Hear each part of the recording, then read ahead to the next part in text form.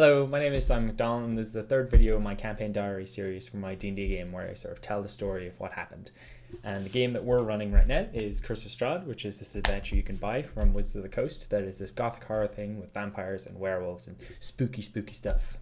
This is our second session of actual play, so I'll give a brief recap of the first session, which is that the players started in the village of Belcroft, where they picked up some quests to deal with some wolf creatures that had been terrorizing the nearby town, as well as recover an axe for a priestess of the local temple, which she said had been, I don't know, it had bad magic stuff on it or something, and the wolves had taken it, and that's bad.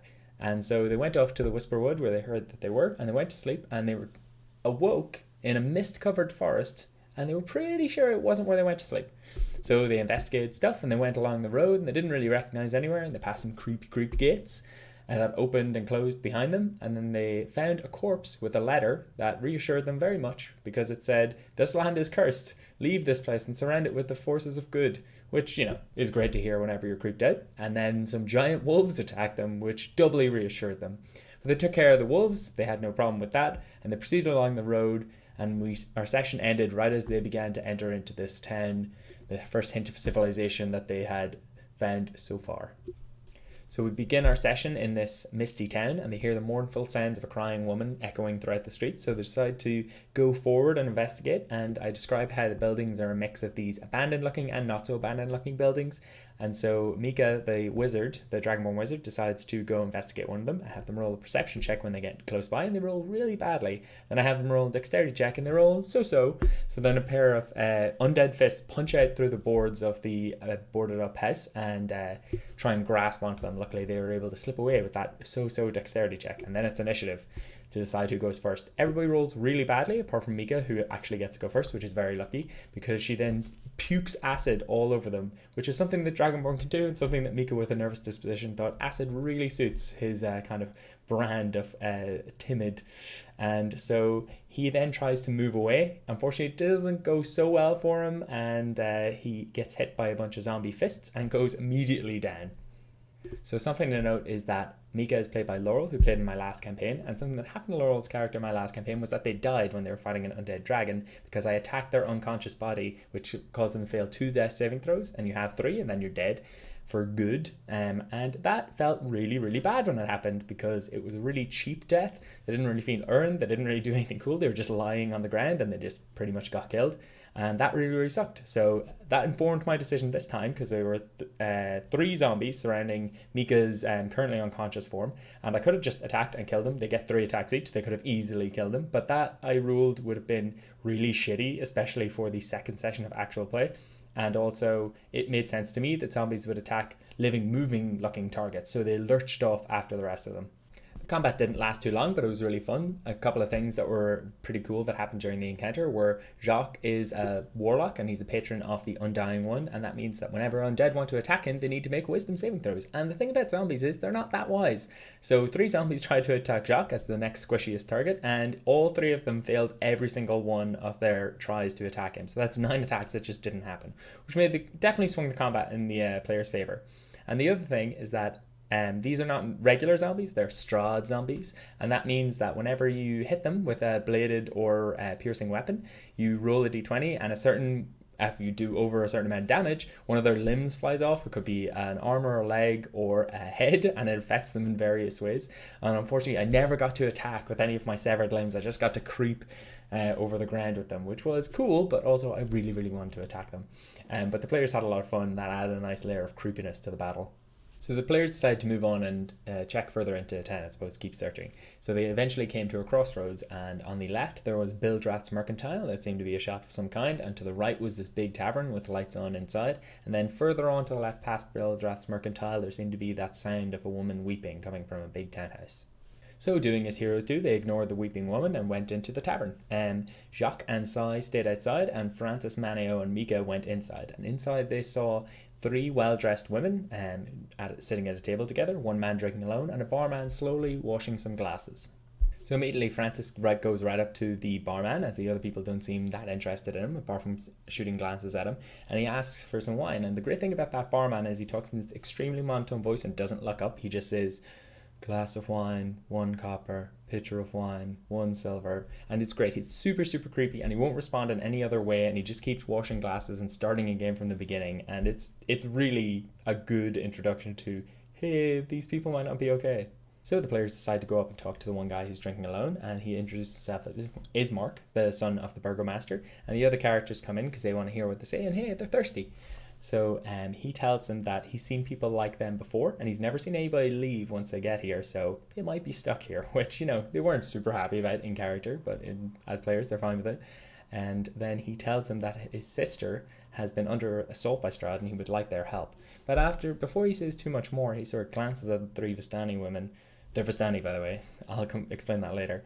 And he says that maybe they shouldn't talk here, and he invites them to his house to discuss the matter further. So as they all get up and go to leave, one of the Vistani women grabs Jacques' arm and insists that the group stay there instead. Their lodgings are much superior to Ismark the Lesser's. And at this point, Jacques decides to stay and sort of entertain himself for a while there. And I really love this because players can be super, super cautious, and it's great to have these in-character things where they take some risks because it adds a lot more drama to the story, which is a lot more fun. The players walk with Ismark to his house, and along the way he relates to them his problems, where his sister has been under assault by Strahd, and he wants to take her to the fortified town of Vallaki further in the valley, and he thinks they can help guard her along the way. He thinks that she'll be safer there, away from the watchful eyes of Strahd and the overlooking Castle Ravenloft, which looks down on the village of Barovia where they currently are. Can't quite see it through the mist, but they trust him. And the problem is that Irina won't leave because her father recently died, and she won't leave until he's buried in consecrated ground. He also tells them that the 3 Vistani women that they left back in the tavern he thinks are servants of Strahd.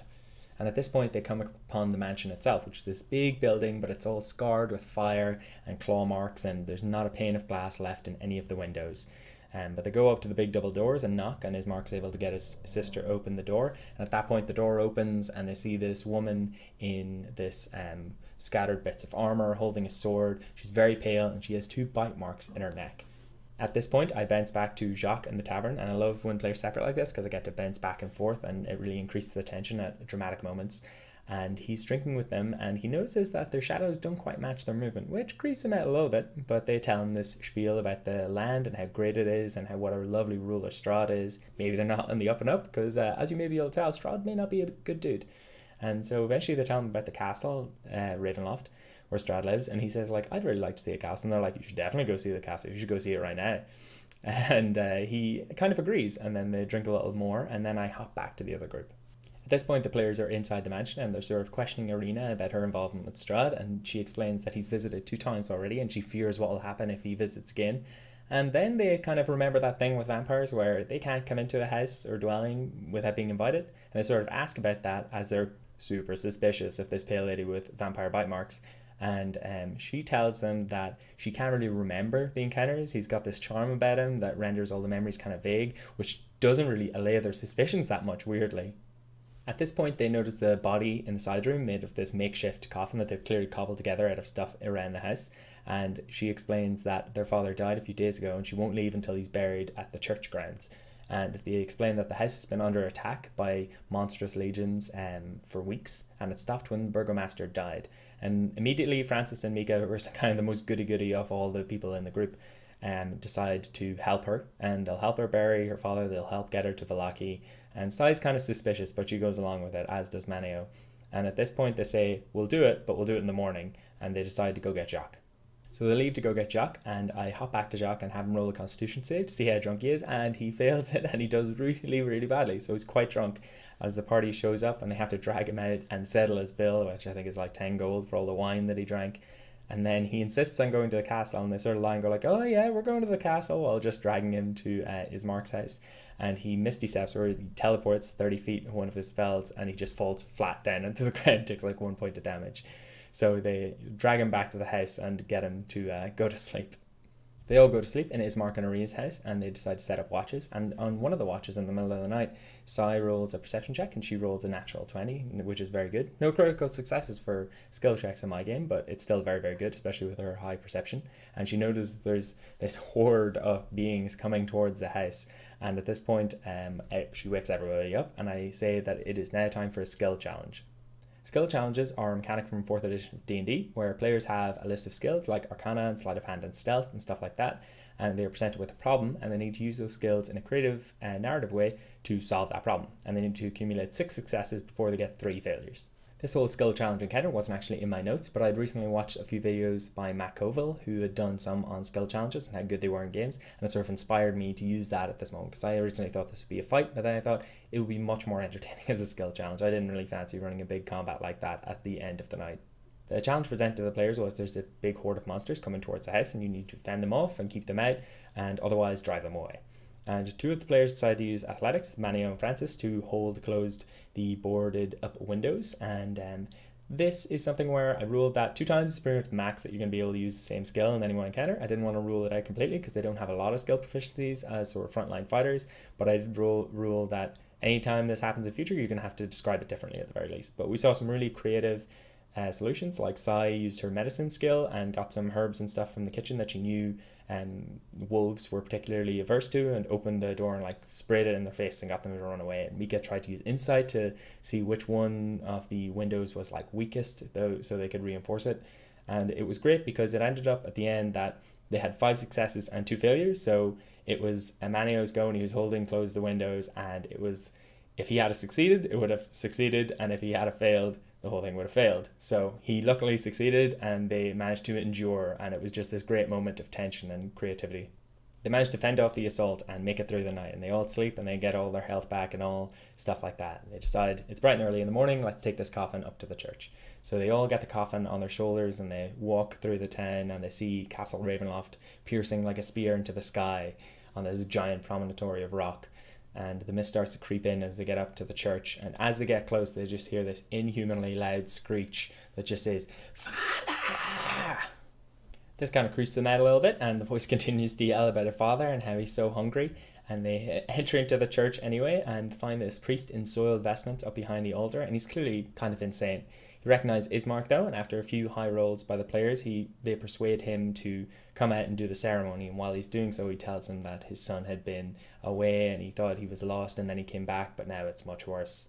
They dig the grave for the burgomaster, and as the priest does his ceremony, I have Mika and Manio, who are the 2 divine focus characters in this campaign, roll religion checks, and Manio rolls high enough that I tell him that as he's listening to the priest's words about the soul being conveyed to the Morning Lord, he gets the sense that through his connection to his god, that maybe souls who die in Barovia don't get to move on to a place of eternal rest. Maybe they just stay in Barovia.